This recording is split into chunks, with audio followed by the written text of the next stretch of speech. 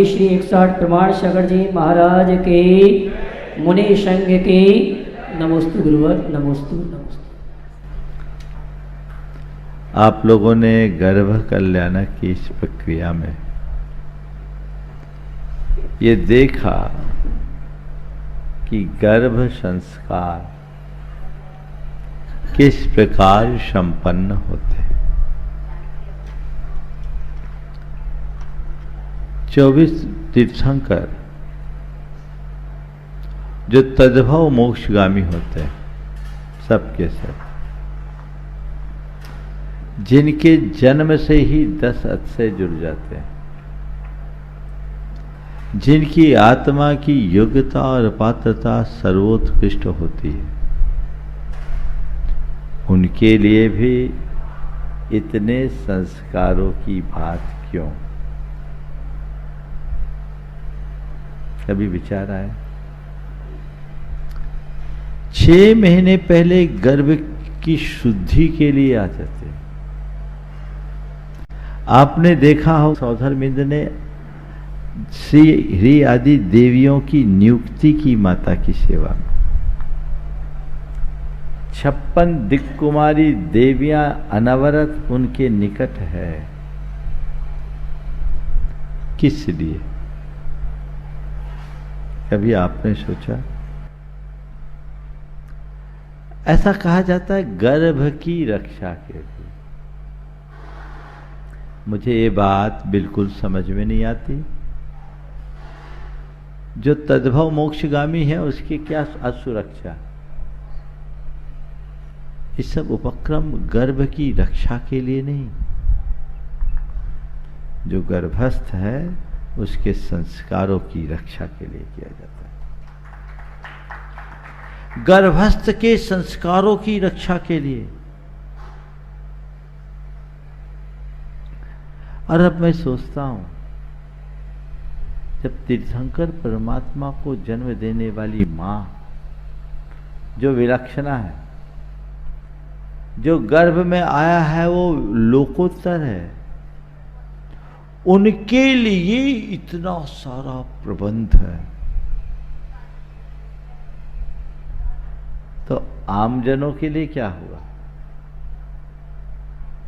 वो प्रबंध इसलिए कि कहीं कुछ दूषित असर ना हो जाए।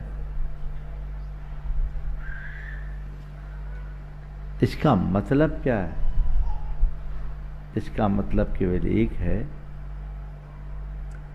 कि जीवन में संस्कारों का बहुत महत्वपूर्ण स्थान है और संस्कार सजगता से ही पल्लवित होते हैं।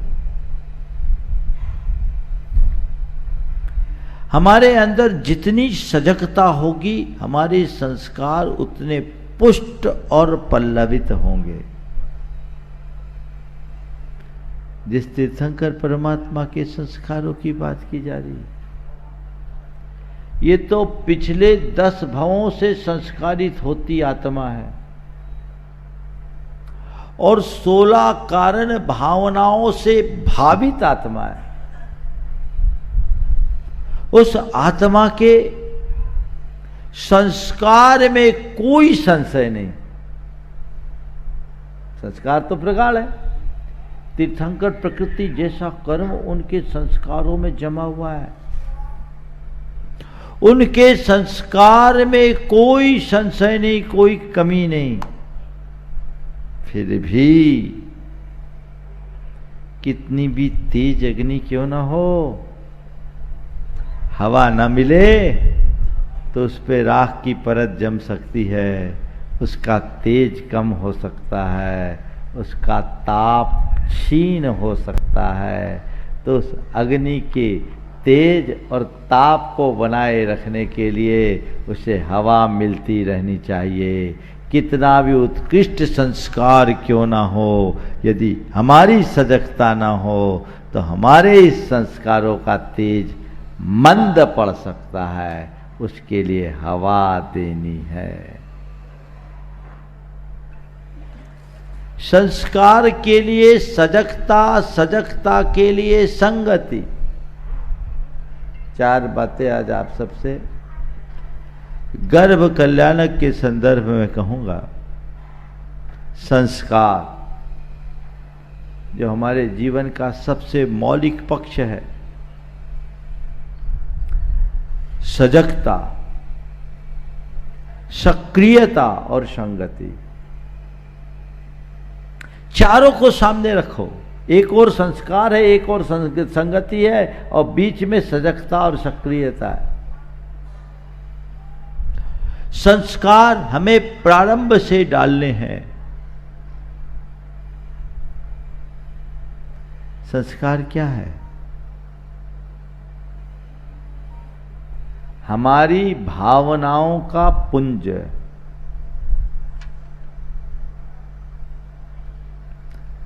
हमारी प्रवृत्तियों की छाप,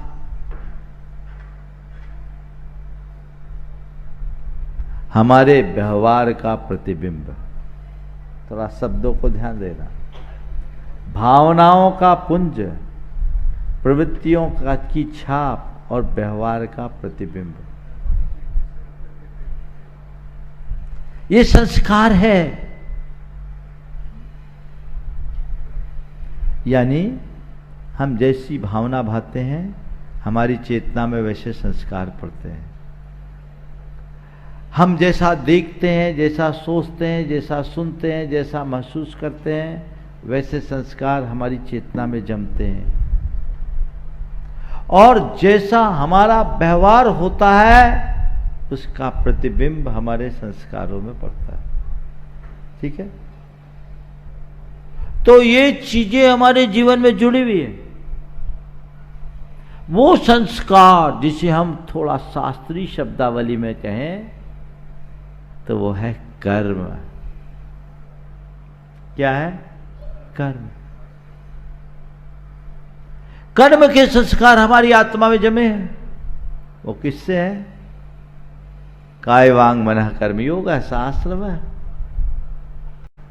हमारे मन वचन काय की प्रवृत्ति, हमारे विचार, हमारी वाणी, हमारे व्यवहार का परिणाम, ये 24 घंटे चल रहा है।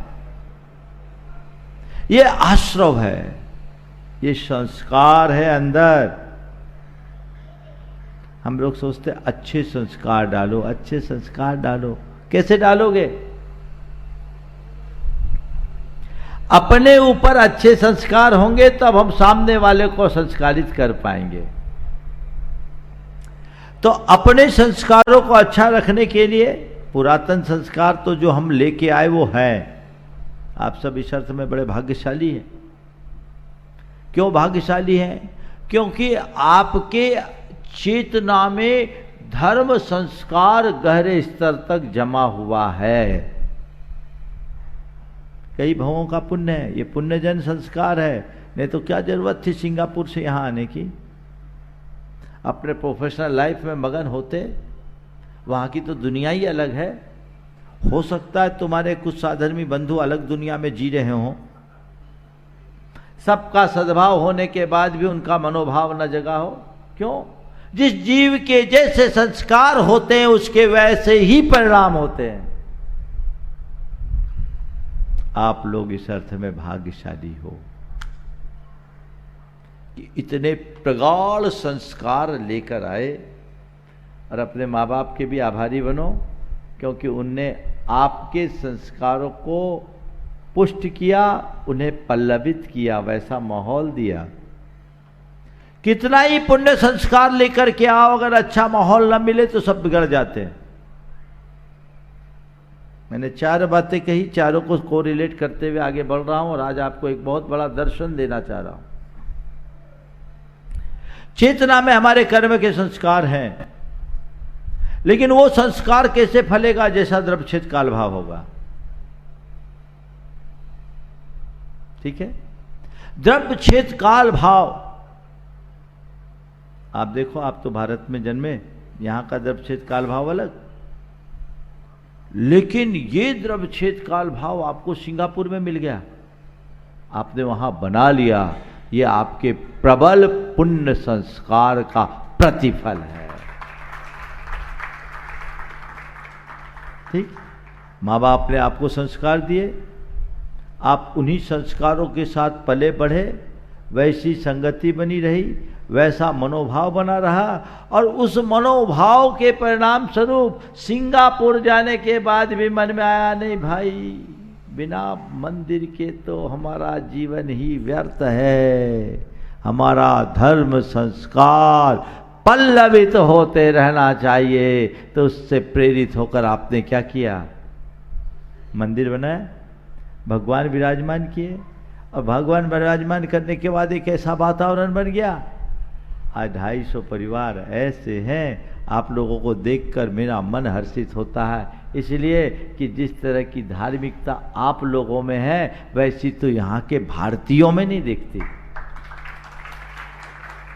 सब प्रोफेशनल लोग हैं, मल्टीनेशनल कंपनीज में काम कर रहे हैं, अपने अपने क्षेत्र में बड़े बड़े ओहदे में है, अलग पहचान बनाए हुए हैं, लेकिन वहां रह करके भी धर्म संस्कार से ओतप्रोत होते हुए अपने आचार विचार और व्यवहार में कुलाचार को जोड़े हुए हैं। ये अपने आप में एक बहुत बड़ा उदाहरण है। वहीं आ रहा हूं वो, ये एक अपने आप में बहुत बड़ा उदाहरण है। आपको वैसा विपरीत परिस्थितियों में भी आपने अनुकूल द्रव्य क्षेत्र काल भाव बनाया। संस्कार उत्तम थे, द्रव्य उत्तम था, क्षेत्र काल अनुत्तम थे, लेकिन आपने अपने भावों से उन्हें भी अनुकूल बना लिया। तो ये संस्कार हमारे अंदर पलते हैं, हमारे भाव, प्रवृत्ति और विचारों के परिणाम, व्यवहार के परिणाम स्वरूप 24 घंटे चल रहे हैं। तो हम जो संस्कार लेकर आए, उस संस्कार के अनुकूल द्रव्य क्षेत्र काल भाव हमें मिला, वो पल्लवित हो रहे हैं। अब हमारी जिम्मेदारी है कि आने वाली जो पीढ़ी हमारे घर आए, उनको भी हम वही संस्कार दे जो हमारे माँ बाप ने हमें दिया। समझ गए? 4 स्तर के संस्कार: गर्भ संस्कार, ग्रह संस्कार, समाज संस्कार और धर्म संस्कार। क्या बोला? गर्भ संस्कार, ग्रह संस्कार, समाज संस्कार और धर्म संस्कार। शुरुआत गर्भ से करो। देखो, माता के लिए गर्भ में ही इतनी सावधानी क्यों? असर तो वहां भी पड़ता है ना। प्रवृत्ति तो उस जीव के पास भी है, मन है, वचन है, काय है। और आज तो आधुनिक सारे शोध बताते हैं कि माँ के पेट में विकासोन्मुख भ्रूण का माँ से कितना गहरा संवाद होता है। इसलिए हमारे शास्त्रों में कहा गया कि कोई स्त्री यदि गर्भवती है तो उसे एक बात समझना चाहिए कि वो संतान को जन्म देना उसका कोई कर्म नहीं, संतान को जन्म देना उसकी एक तपस्या है। 9 माह की तपस्या है, और 9 माह तक वो अपने व्यवहार को, अपने भावों को, अपनी प्रवृत्तियों को इस तरह का बनाए कि पेट में पलने वाले संतान पर उसकी अमिट छाप पड़े।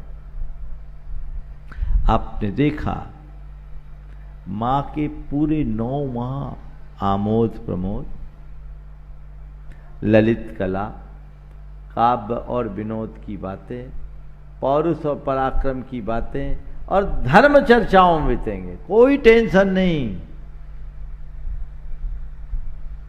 गर्भाधान के बाद गर्भावस्था तक 9 महीने तक हर स्त्री को जो भविष्य में एक मां बनने वाली है, इनका ध्यान रखना चाहिए। भावना योग निमित्त करे।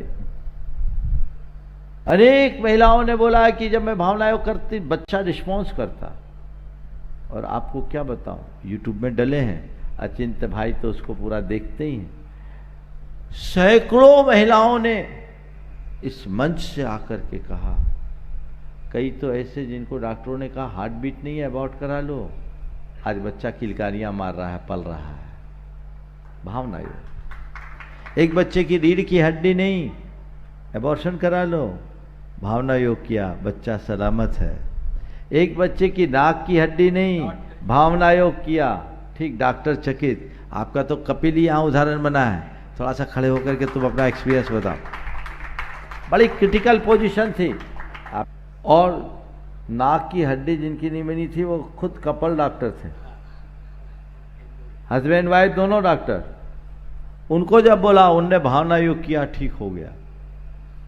गर्भ संस्कार, आजकल का जो क्रम है वो बहुत उल्टा हो गया, लाइफ स्टाइल बिगड़ गई।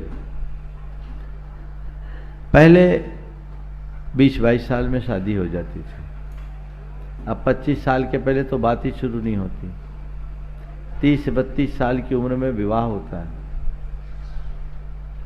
संतानोत्पत्ति के चक्कर के लिए डॉक्टरों के आगे लाइन लगानी पड़ती है, क्योंकि एज अधिक हो जाए और स्ट्रेस बढ़ जाए, प्रजनन क्षमता नष्ट हो जाती है। ये मेडिकल का रिपोर्ट है, प्रजनन क्षमता क्षीण होती है। फिर डॉक्टरों के पास जाना पड़ता। आजकल IVF का कितना कंसेप्ट बढ़ गया, जो पहले इक्का दुक्का सुनते थे।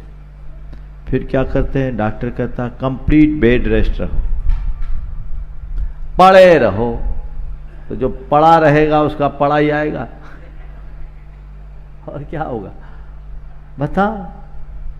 जिस काल में, जिस दौर में पूर्णतः सक्रियता और ऊर्जा से लबरेज रहना चाहिए, उस काल में ऐसी चीजें आई। ये सब क्या है? हमारी परंपरागत व्यवस्था की उपेक्षा का परिणाम, संस्कार। तो गर्भ में अच्छे संस्कार पले। अभिमन्यु को गर्भ में ही तो संस्कार मिले थे। काश सुभद्रा की आंखें बंद नहीं होती, नींद नहीं आती, तो अभिमन्यु मारा नहीं जाता। पर मुझे लगता है एक ही अभिमन्यु नहीं, आज हर अभिमन्यु की जान खतरे में है, क्योंकि उसकी सुभद्रा सो रही है, नींद में है। सुभद्रा को जागने की जरूरत है। घर में वैसे संस्कारों का माहौल, समाज में संस्कारों की ज्योत जले, तब धर्म का संस्कार पलेगा। मैं कह रहा था आप लोगों को, आपके माँ बाप ने अच्छे संस्कार दिए, पुराने संस्कार लेकर आए, नए संस्कार मिले, और संस्कार में तुम लोगों को सिंगापुर में रहने के बाद भी वैसा वातावरण मिल गया, तो एक के बाद एक कड़ी जुड़ गई। और आज आपका सौभाग्य इतना जगा कि आपको साक्षात पंच कल्याणक करने का सुअवसर प्राप्त हो गया। अब चाहिए कि ये संस्कार, मेरे संस्कार नष्ट न हो, छीन न हो, धूमिल न हो, और मेरे आने वाली पीढ़ी में भी ये संस्कार बनी रहे। इसके लिए क्या करो? संस्कारों के प्रति सजग रहो, खुद के संस्कारों के प्रति सजगता, आदतों पर नजर रखो। कोई गंदी आदत ना हो, कोई बुरी प्रवृत्ति ना हो जिससे मेरी मर्यादाएं खंडित होती हो, मेरे संस्कार धूमिल होते हो। देखिए संस्कारों के प्रति सजगता कैसी होती है, और संस्कारों के प्रति सजग रहने वाला जीव कैसे टिकता है। दो उदाहरण दे रहा हूं। एक उदाहरण थोड़ा पुराना है। एक आदमी चूड़ियाँ बेचता था, और चूड़ियाँ बेचता था तो घोड़ी पे लाद करके एक गांव से दूसरे गांव में जाता था। पुराने जमाने की बात है। वो घोड़ी को हाँक रहा था, और हाँकते हाँकते बोलता है, बहन जी चलिए, भाभी जी चलिए, माता जी चलिए। घोड़ी को बोल रहा, बहन जी चलिए, माता जी चलिए, भाभी जी चलिए। एक युवक को लगा ये क्या बोल रहा है, घोड़ी है, इसकी बहन जी है, कभी माता जी बोलता है, कभी भाभी जी बोलता है। बोले क्या बोल रहे हो भाई, तुम क्या बोल रहे हो, तुम्हारी बहन जी, भाभी जी, माता जी कैसे हो गए? बोले भाई देखो, मेरा धंधा चूड़ियाँ पहनाने का है और मैं बहन जी, भाभी जी और माता जी को ही चूड़ियाँ पहनाता हूँ, तो मैं चाहता हूँ कभी किसी बहन जी, भाभी जी और माता जी के सामने मेरे मुख से अपशब्द न निकले, इसलिए मैंने बहन जी, भाभी जी, माता जी का अभ्यास कर लिया है। मैं जागरूक हूँ, कहीं मेरी आदत ना बिगड़े। ये सजगता का उदाहरण है। ऐसे ही अपने संस्कारों के प्रति जो सजग होगा वो कभी बिगड़ेगा नहीं। आपने अपने संस्कार अच्छे रखे, संतान को अच्छे संस्कार दिए और उनमें सजगता जगा दी, कभी नहीं भटकेगा। मैं कोलकाता में था, बेलगछिया में एक लड़की आई बदहवासी हालत में। देखा तो मुझे बड़ी हैरानी हुई कि आखिर इतनी ऐसी स्थिति क्या है। मैंने उसे समझाया, थोड़ी शांत हुई। मैंने पूछा हो क्या गया? उस लड़की ने कहा महाराज मैंने आपका और अपने चाचा का विश्वास खंडित कर दिया। वह ये था कि वो एक ग्रामीण परिवेश से थी, बाहर पढ़ना चाहती थी। अब मैंने ही उसके चाचा को कह करके कि लड़की अच्छी है, नियम वगैरह मैं दे रहा हूँ तो निश्चिंत होकर पढ़ा दे। पढ़ाया। एक पीजी में रहती थी लड़की, सब कुछ ठीक था, बहुत व्यवस्थित चल रहा था। वो लड़की आके बोली महाराज जी, मैं अपने दोस्तों के कहने पर, उनके दबाव में आकर उनने पानी के गिलास में 2 बूंद बियर डाल दिया, वो मैंने पी लिया। महाराज मैंने पी तो लिया, लेकिन मेरी आत्मा कचोट रही है कि मैं अपने दोस्तों के खातिर आपका और चाचा का विश्वास तोड़ दी। महाराज मुझे यहाँ नहीं पढ़ना, आप बोल दीजिए, मेरी हिम्मत नहीं हो रही है, चाचा को आप बुला लीजिए, मैं अपना फाइनल एग्जाम नहीं दूंगी, मैं घर रहूंगी। मुझे अपने कैरियर से बड़ा अपना कैरेक्टर है। मुझे बहुत हर्ष हुआ उसकी बात सुनकर। मैंने उसे समझाया और फिर मैंने उसके चाचा को बुलवाया। वो लड़की बोली मुझे ऐसी पढ़ाई करना नहीं, मैं घर में पढ़ लूँगी, एग्जाम देके क्या करना, मुझे जॉब तो करना ही नहीं। आज सलामत है। संस्कार थे, सजगता थी, संगति हावी नहीं हो पाई। संस्कार होंगे, सजगता नहीं होगी, खोटी संगति होगी, संस्कार नष्ट हो जाएंगे। अच्छे संस्कार लेके आने वाले लोग भी गलत संगति में बिगड़ जाते हैं। अंजन चोर की कहानी आप लोगों ने सुना है? अंजन चोर का असली नाम क्या था पता है?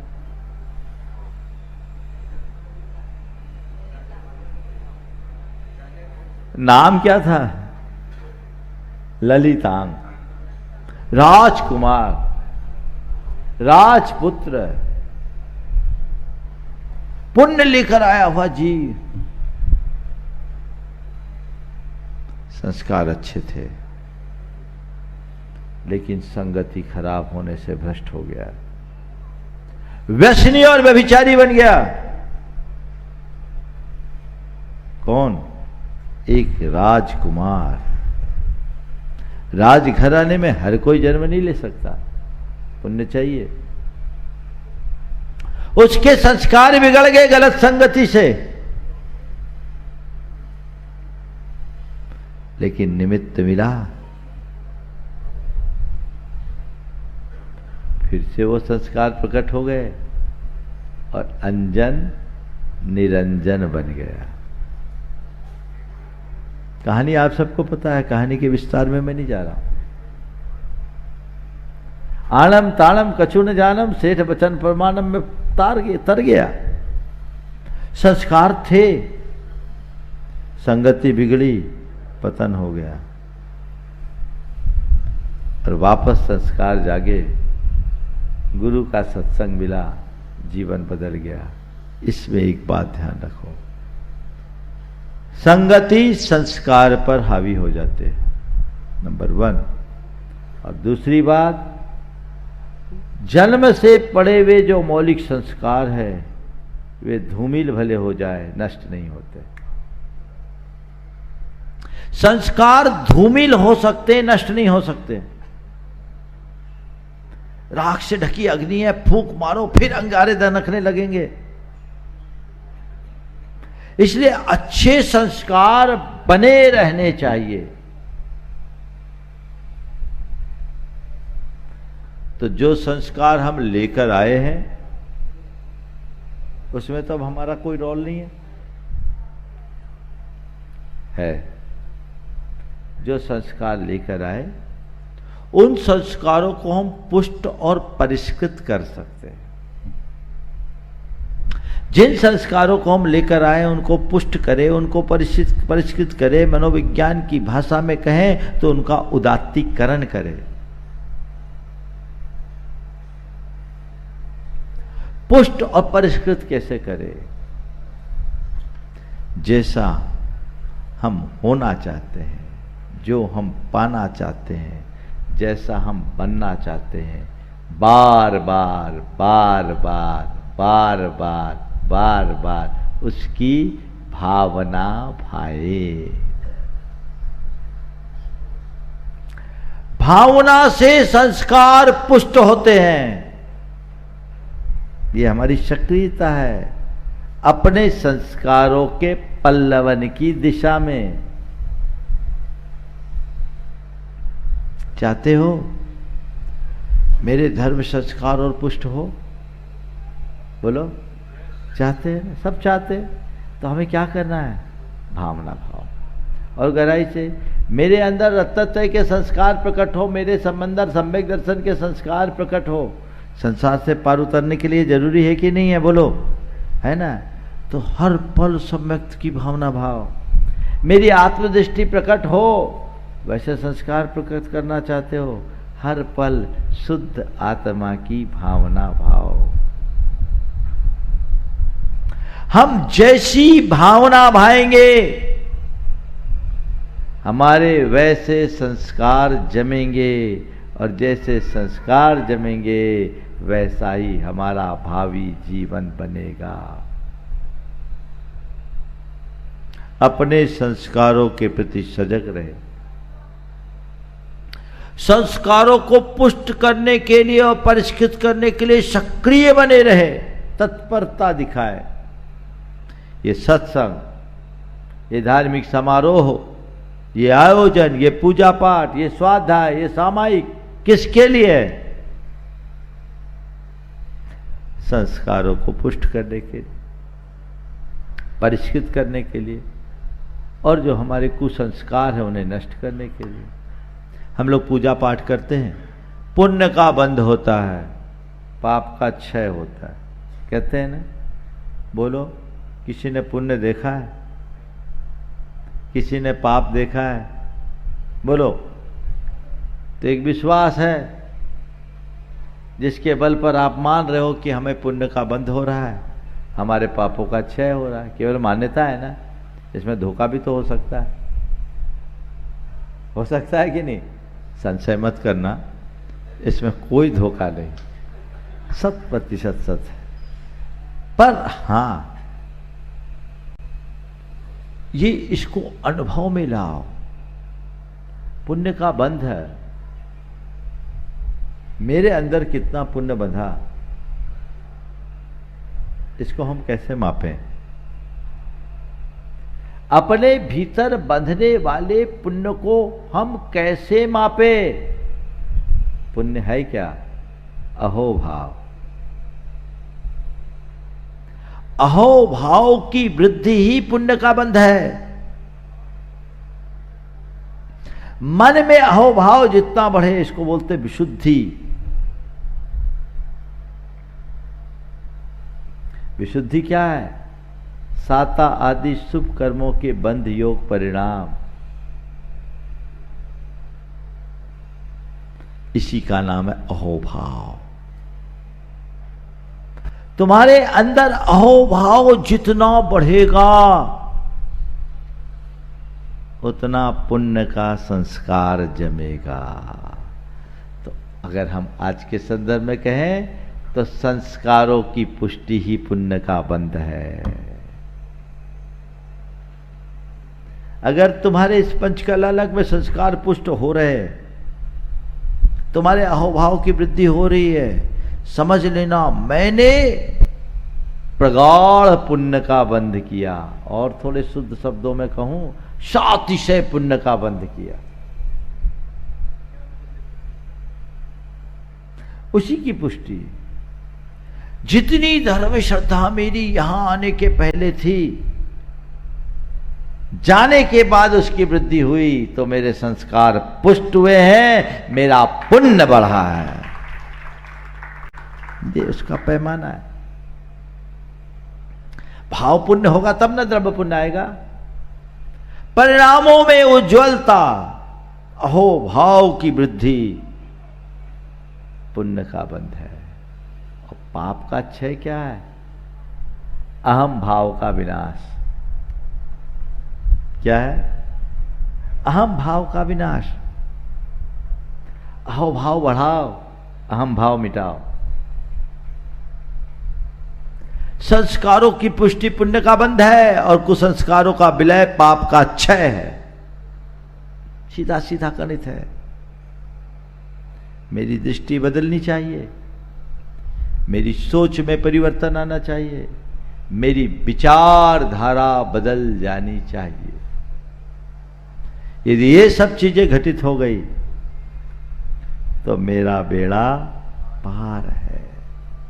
तो संस्कार के प्रति हम सजग रहे, सक्रिय रहे, और अपनी संगति को अच्छी बनाकर रखे। संगति संस्कारों पर हावी होती है। आज आप लोगों के सामने बहुत बड़ी चुनौती है। आप जिस माहौल में रहते हैं, आप सबके बच्चे प्राय इंटरनेशनल स्कूल्स में पढ़ते होंगे। वहाँ उनको अलग पढ़ाया जाता है, वहाँ अलग वातावरण होता है। ठीक, क्या असर होता है देखो। एक एडवोकेट है, वो अपनी बेटी को लेकर मेरे पास आए। वो उस समय 11th क्लास में थे, और उसका पूरा ब्रेन वॉश, इंटरनेशनल स्कूल में पढ़ रहे, रहते भारत में थे, लेकिन उनकी भावना थी कि मैं अपनी बच्ची को अमेरिकन स्कूल में पढ़ाऊं। पूरा ब्रेन वॉश और वामपंथी विचारधारा। 1.5 घंटे तक मैं उसे समझाने का प्रयास किया, उल्टा वो मुझे समझाने लगे। Brain wash. मैंने उसकी तरफ देखा,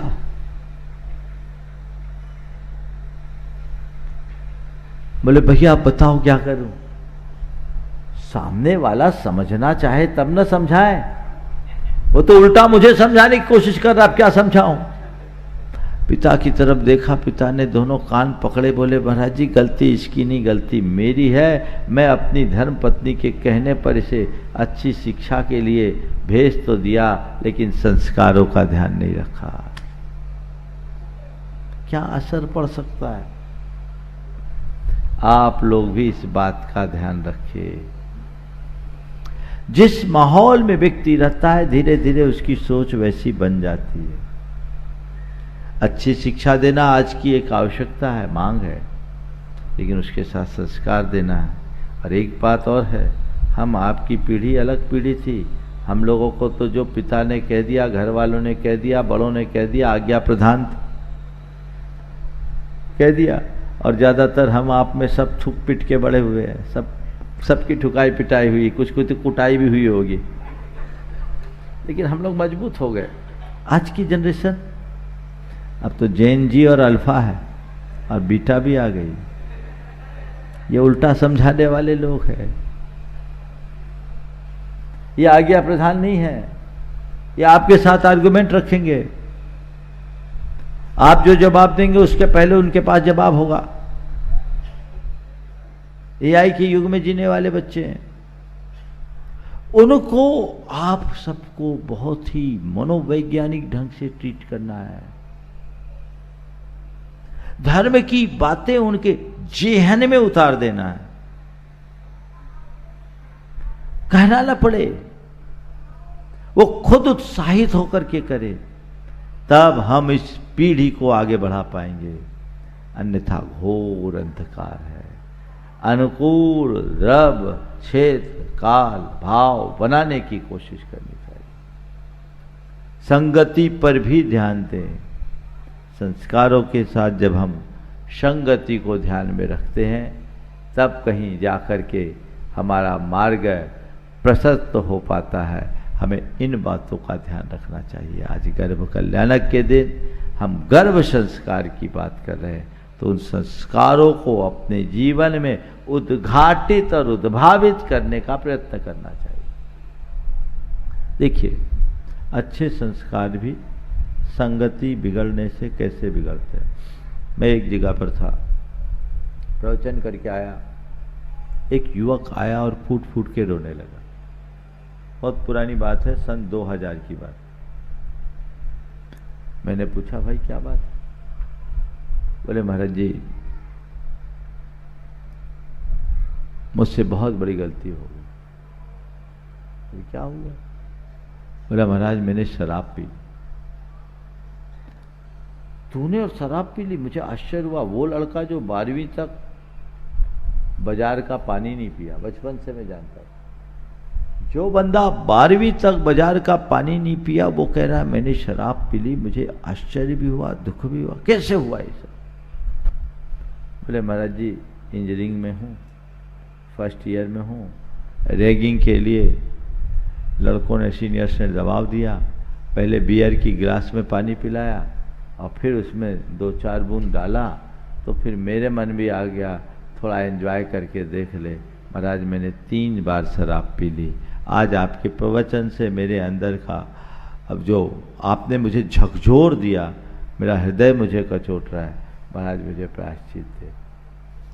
ये तो संस्कार तगड़े थे, सो बच गया।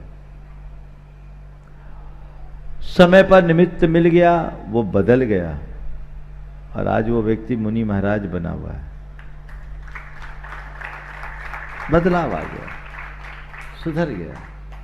लेकिन अगर संगति में कमी होती और उसी लाइन में चला जाता तो कहाँ जाता?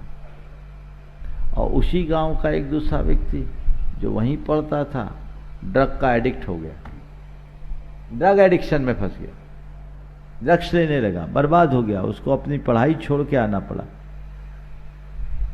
संगति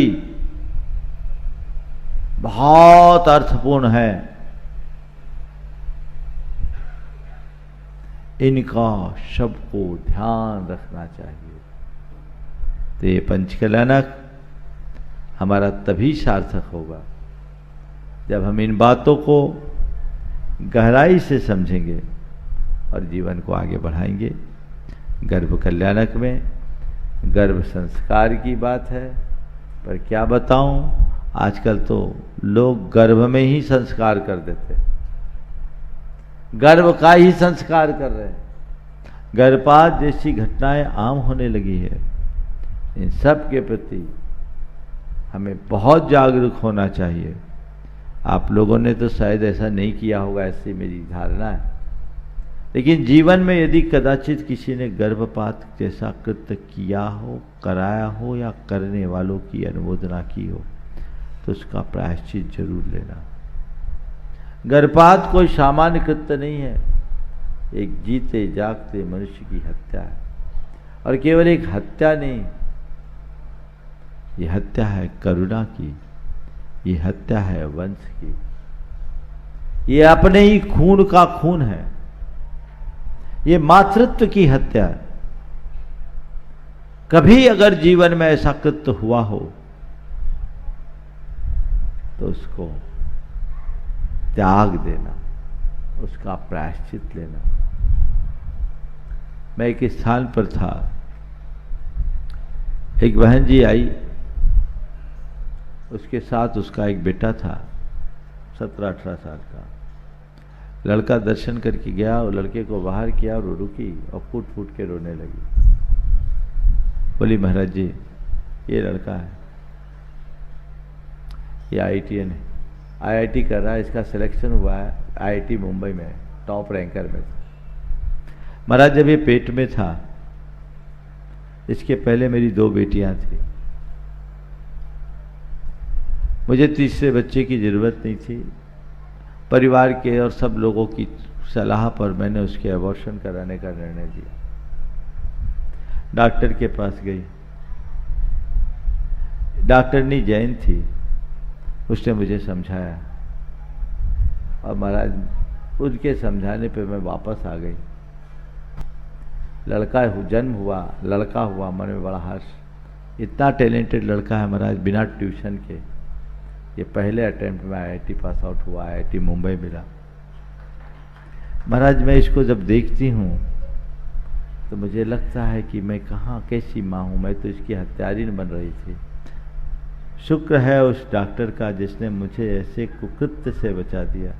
पर महाराज हत्या का भाव तो मेरा हो ही चुका था, आप मुझे प्रायश्चित प्रदान करें।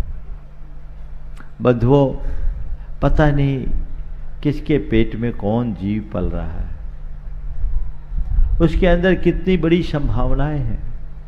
10 प्राण तो उसके पूरे हैं।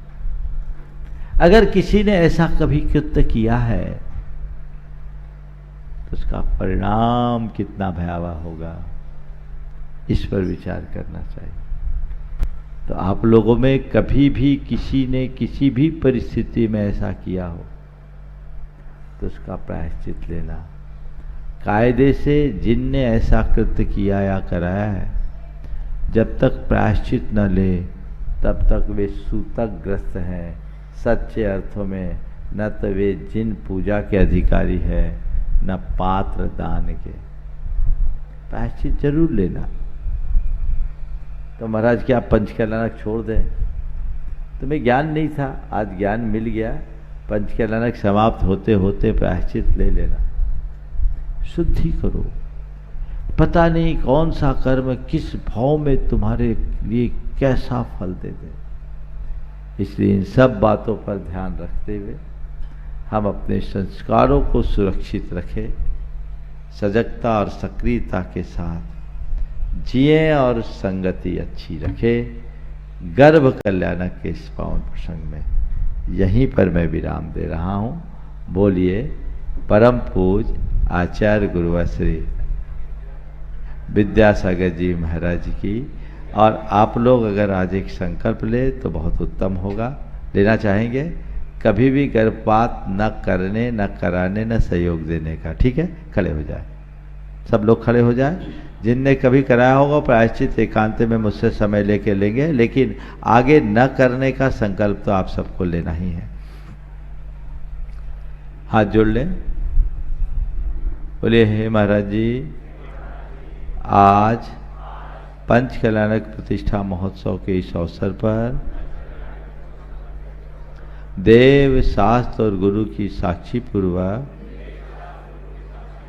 मैं यह संकल्प लेता हूँ, मैं यह संकल्प लेती हूँ कि अपने जीवन में गर्भपात जैसा कुकृत्य कभी नहीं करेंगे और न ही किसी से कराएंगे और न ही करने वालों की अनुमोदना करेंगे। केवल जच्चे और बच्चे के जान पर खतरा होने पर इसे अपवाद रूप से ग्रहण करेंगे। ठीक, छोटा सा भावना योग और समापन।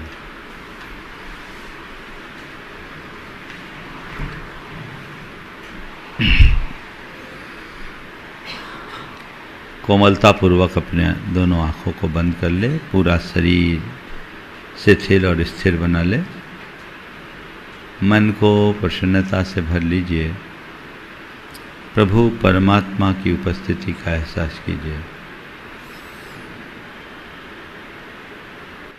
हे प्रभु, आपके चरणों में कोटि कोटि बंदन, कोटि कोटि आभार। हे प्रभु, आपकी कृपा से मुझे जीवन का यह नया दिन मिला। मुझे ऐसी शक्ति दें कि आज के इस दिन को अच्छा दिन बना सकूं।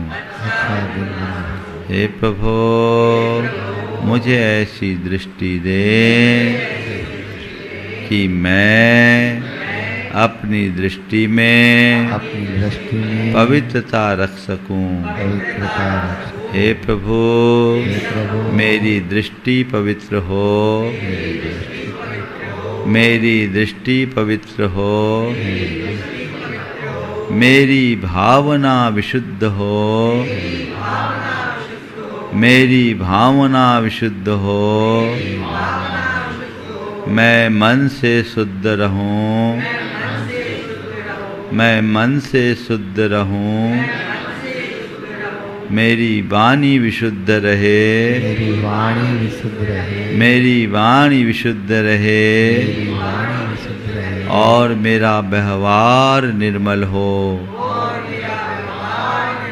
और मेरा व्यवहार निर्मल हो। और मेरा व्यवहार हे प्रभु, हे प्रभु, मैं मन, मन, वाणी वाणी और व्यवहार के स्तर पर और व्यवहार के स्तर पर पवित्र रहना चाहता हूँ। हे प्रभु, मुझ में पवित्रता का संचार करो, मुझ में पवित्रता का संचार करो। हे प्रभु, बीते दिन में मेरे द्वारा मन से, वचनों से और शरीर से जो भी अपवित्र कार्य किया गया हो, उसका मुझे घोर पश्चाताप है। मैं उसकी निंदा करता हूँ और उनका परित्याग करता हूँ। हे प्रभु, बीते दिन में मैंने न जाने कितनी बार मन में गंदे विचार भरे, वचनों से अपशब्द कहे, गंदे दृश्यों को देखा, गलत लोगों की संगति की, गलत आचरण किया, इसका मुझे घोर पश्चाताप है। मैं उसकी निंदा करता हूँ और उनका परित्याग करता हूँ। हे प्रभु, मेरा वह सब अपवित्र कार्य मिथ्या होवे, मेरा वह सब अपवित्र कार्य मिथ्या होवे। मैं सबसे क्षमा मांगता हूँ, सभी को क्षमा करता हूँ। हे प्रभु, मेरा मन पवित्र है, सभी मेरे मित्र हैं, सभी मेरे मित्र हैं।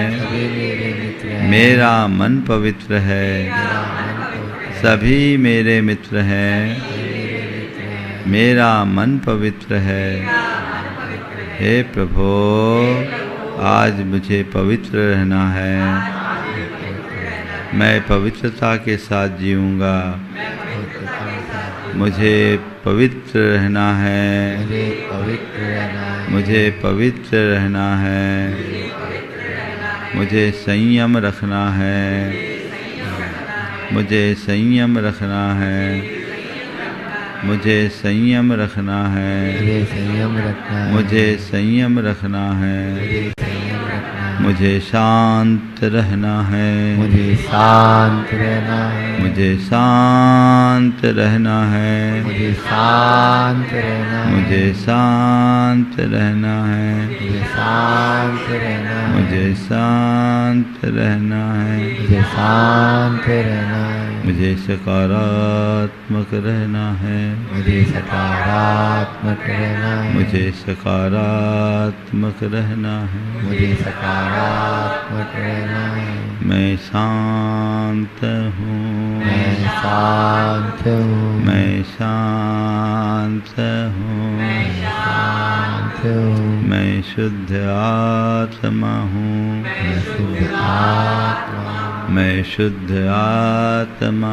हूँ। मैं शुद्ध आत्मा हूँ। मैं पवित्र आत्मा हूँ। मैं पवित्र आत्मा हूँ। मैं पवित्र आत्मा हूँ। मैं पवित्र आत्मा हूँ। शुद्धोहम शुद्धोहम शुद्धोहम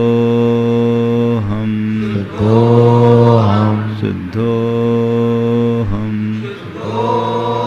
शुद्धोहम शुद्धोहम शुद्धोहम शुद्धोहम शुद्धोहम शुद्धोहम शुद्धोहम शुद्धोहम पवित्रोहम पवित्रोहम पवित्रोहम पवित्रोहम पवित्रोहम सोहम सोहम सोहम सोहम सोहम सोहम सोहम सोहम सोहम सोहम सोहम सोहम सोहम सोहम सहसांत बैठे। मेरे भीतर शुद्ध ज्ञान में, चैतन्य में, परम पवित्र जो परमात्मा है वही मैं हूँ। वही चैतन्य मैं हूँ, वही आत्मा मैं हूँ। शुद्ध विशुद्ध परम पवित्र महसूस करे। मेरे भीतर एक दिव्य प्रकाश प्रकट हुआ है। अंदर की सारी अपवित्रता जल करके भस्म हो रही है। अपवित्रता जल रही है और उससे पवित्रता का प्रकाश फैल रहा है। अंदर के सारे दोष, दुर्बलता, दुर्गुण, जितने भी प्रकार की अपवित्रताएं हैं वे सभी दूर हो रही। सब अपवित्रता दूर हो रही है। महसूस करें अपने भीतर प्रवेश करती ऊर्जा के इस प्रवाह को देख।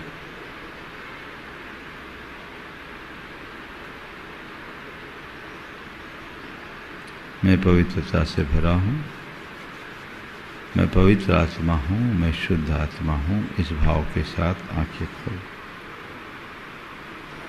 मंगल भावना एक साथ। मंगल मंगल होय जगत में सब मंगल में होय। मंगल मंगल होय जगत में सब मंगल में हो। इस धरती के हर प्राणी का मन मंगल में होय। इस प्राणी का मन मंगल में हो। कहीं क्लेश कालेश रहे ना दुख कहीं भी होय।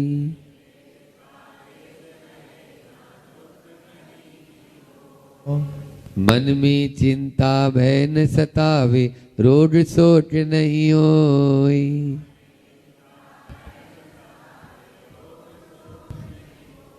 नहीं वैर अभिमान हो मन में क्षोभ कभी नहीं होय।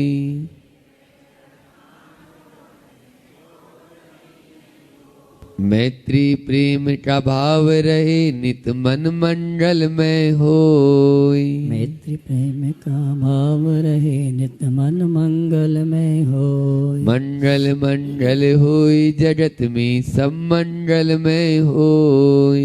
मंगल मंगल होय जगत में सब मंगल में होय। इस धरती के हर प्राणी का मन मंगल में होय। इस धरती के हर प्राणी का मन मंगल में होय। मन का सब संताप मिटे अरु अंतर उज्ज्वल होय। मन का सब संताप मिटे और अंतर उज्ज्वल होय। राग द्वेष और मोह मिट जाए आत्म निर्मल होय। राग देश और मोह मिट जाए आत्म निर्मल होय। प्रभु का मंगल गान करें सब पापों का क्षय होय। प्रभु का मंगल गान करे सब पापों का क्षय हो। इस जग के हर प्राणी का हर दिन मंगलमय होय। इस जग के हर प्राणी का हर दिन मंगलमय हो।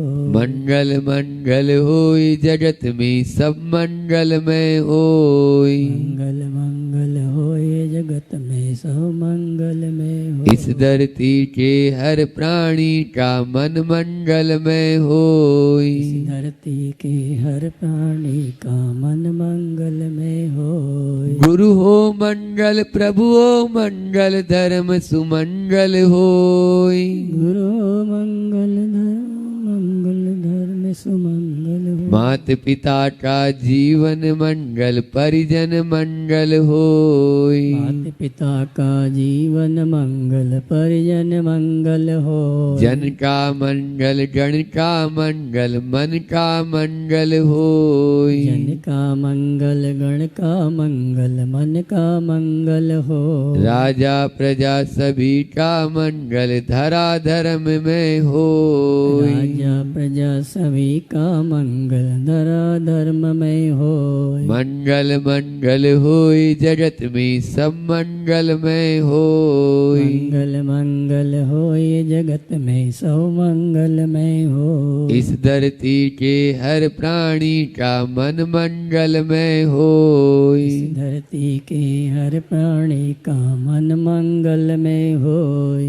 मंगलमय हो प्रात हमारा रात सुमंगल होय। मंगल में हो प्रातः हमारा रात सुमंगल हो। जीवन के हर पल हर क्षण की बात सुमंगल होय। जीवन के हर पल हर क्षण की बात सुमंगल हो।